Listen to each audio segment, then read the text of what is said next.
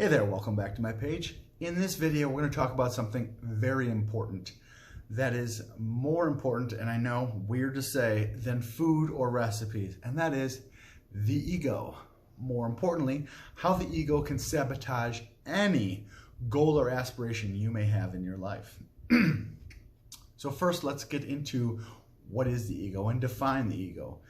Ego is a person's sense of self-esteem or self-importance.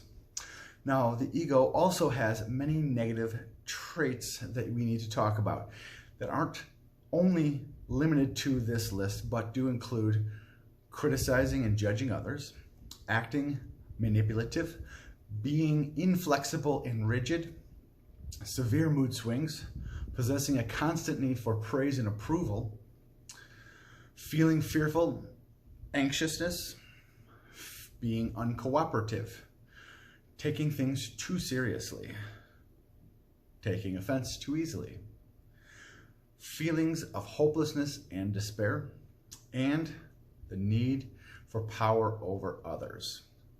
So those attributes are the most popular of the negative attributes of the ego.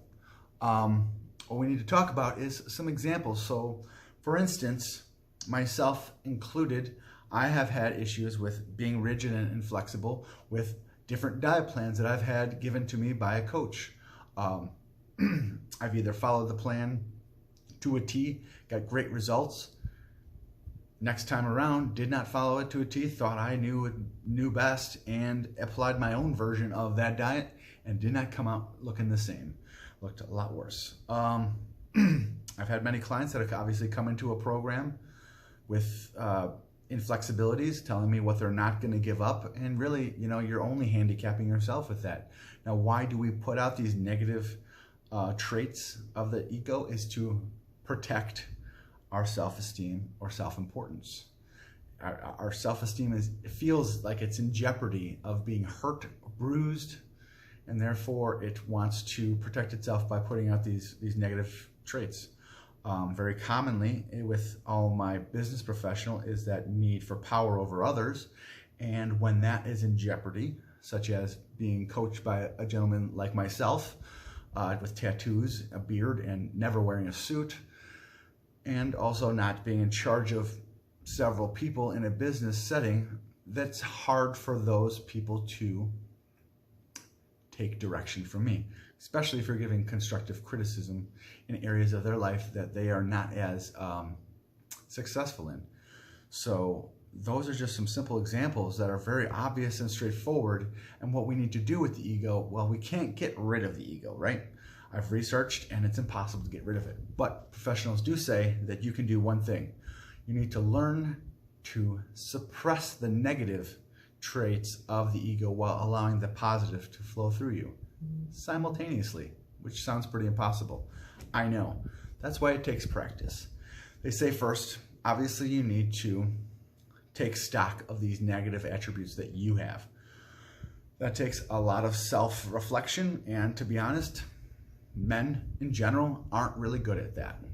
That is why most of my male clients have a harder time working with me than my female clients. They simply are more in tune with their feelings and more approachable than my male clients. Surprisingly, the men, which are a majority of my clientele, are unfortunately less successful because of their ego.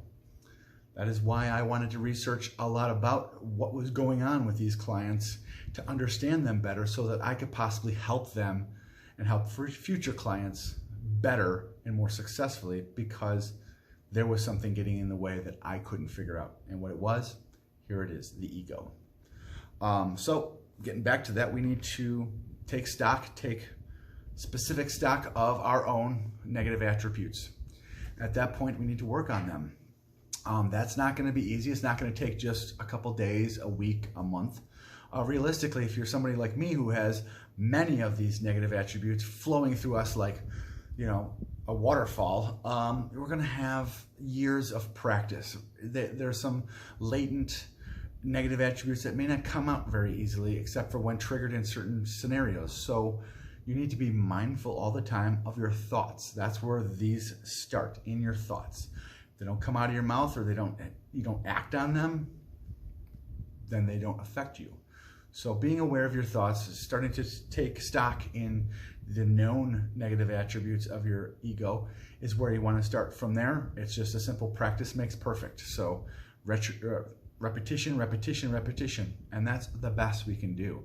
From there, if you're really looking to get further help, I would suggest a professional psychologist or a counselor who specializes in working with the ego, because they would have great tools and ability to help you in a much more in-depth fashion. But you're not going to be able to work through any other areas of your life and excel if you have your ego calling the shots. So let me know what your situations in your past were where your ego got in the way in the comments below. Like the video, and if you haven't subscribed yet, please subscribe, because I will be putting out a series on a mental mindset, which I'll talk more in depth about the ego. So thank you for watching. See you soon.